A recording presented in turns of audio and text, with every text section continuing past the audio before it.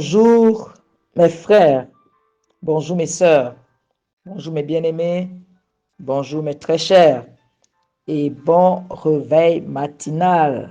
Ce glorieux jour, ce jour exceptionnel, ce jour de joie, ce jour de célébration, ce jour de victoire. Bien-aimé, proclame que c'est une journée de victoire et que certainement tu iras de victoire en victoire. Parce qu'à la base, le fait que tu sois debout ce jour, c'est bel et bien parce que Dieu a acquis une victoire pour toi. Oh oui, parce qu'ils sont nombreux qui n'ont pas pu voir cette journée. Bien-aimé, il y a eu comme une sorte de bataille, il y a eu comme une sorte de guerre, il y a eu comme une sorte de lutte, comme une sorte de conflit, comme une sorte d'opposition. Et dans tout cela, ils n'ont pas pu vaincre. Ils n'ont pas pu vaincre. Toi et moi, par la grâce de Dieu, nous avons pu vaincre. Nous sommes debout. Ce n'est pas parce que nous avons été plus forts que ces personnes. Reconnais que c'est un don de Dieu. Dieu t'a fait grâce de cette journée. Dieu t'a fait grâce de cette possibilité de vivre encore pendant ce temps. Mais comment ne pas le louer? Comment ne pas le célébrer? Ce matin, pendant que je célébrais notre Dieu, il y a ce bout de cantique qui est monté dans mon cœur et qui dit simplement ceci: You are Yahweh, the covenant keeping God. Yahweh, the covenant keeping God. Yahweh, the covenant keeping God. You are Yahweh, the covenant keeping God.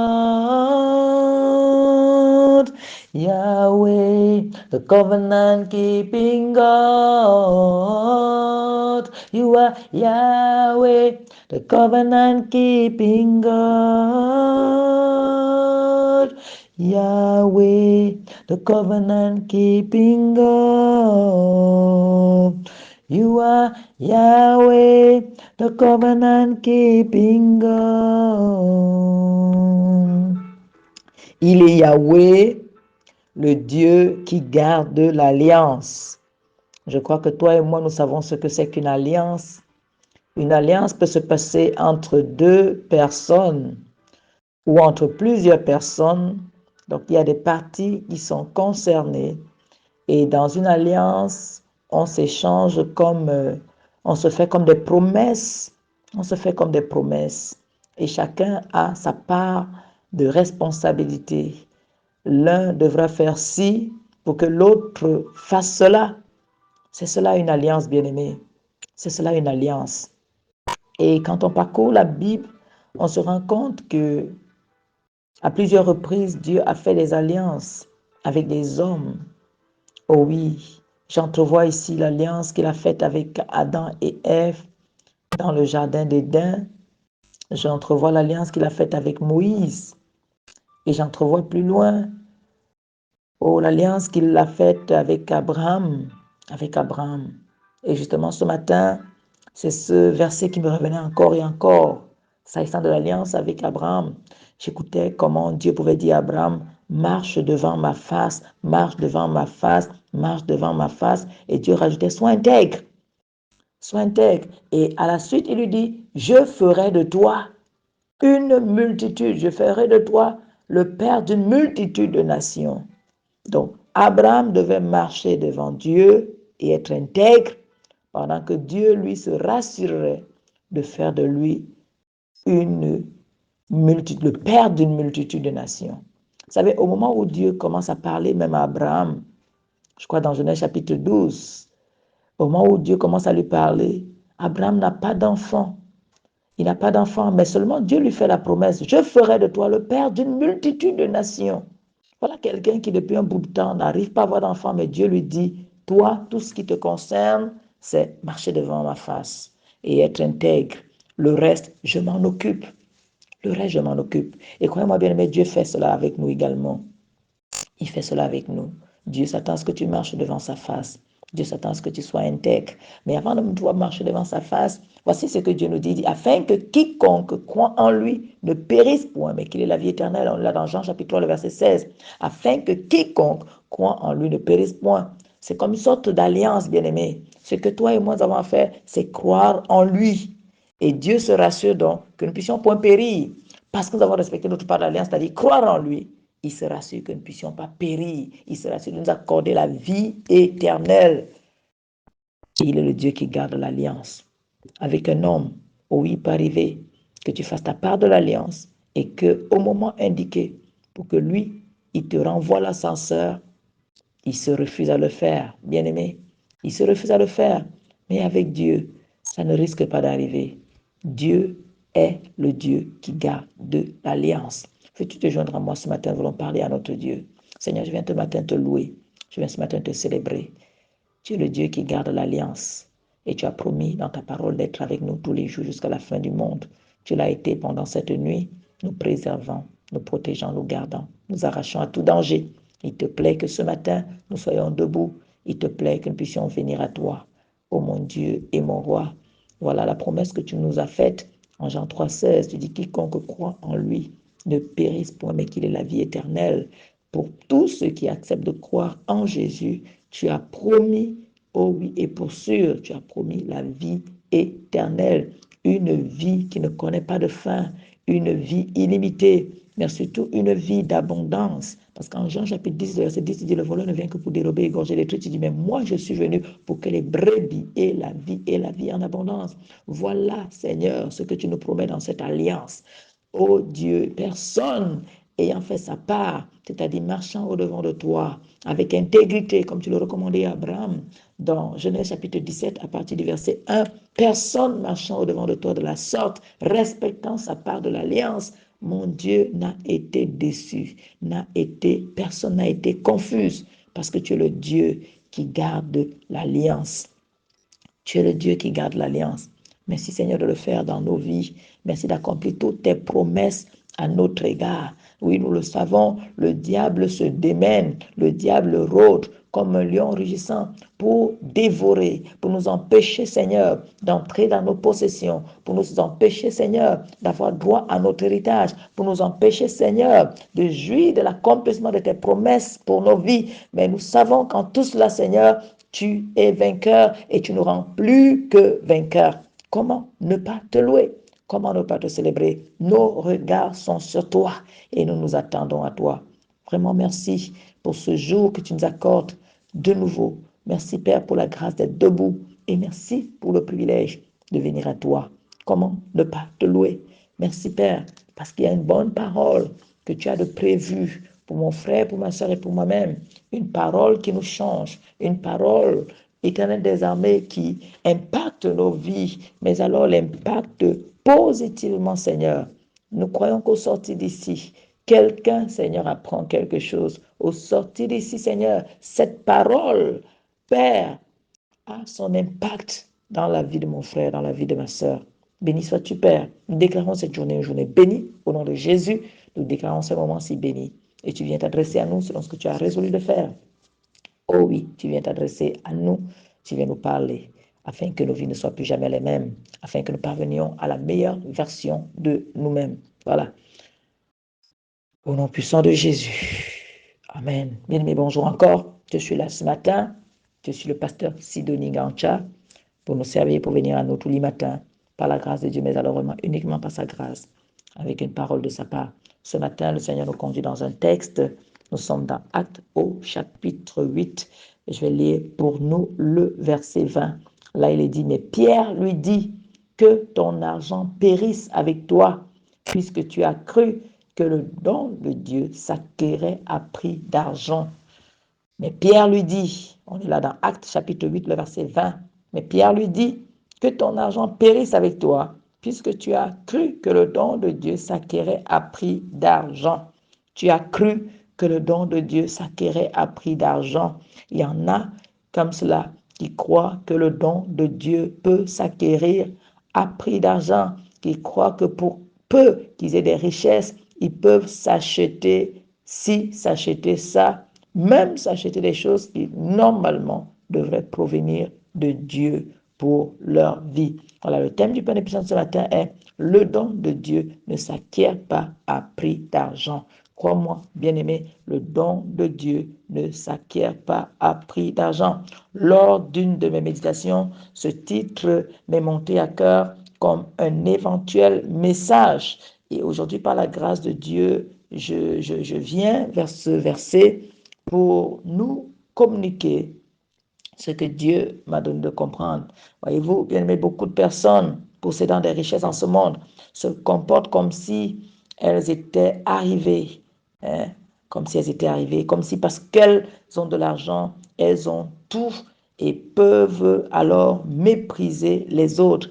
Et ceci me rappelle, bien aimé, l'histoire de l'homme riche et du pauvre Lazare dans le texte de Luc au chapitre 16, à partir du verset 19. Le riche, nous dit la Bible, menait une vie de bombance.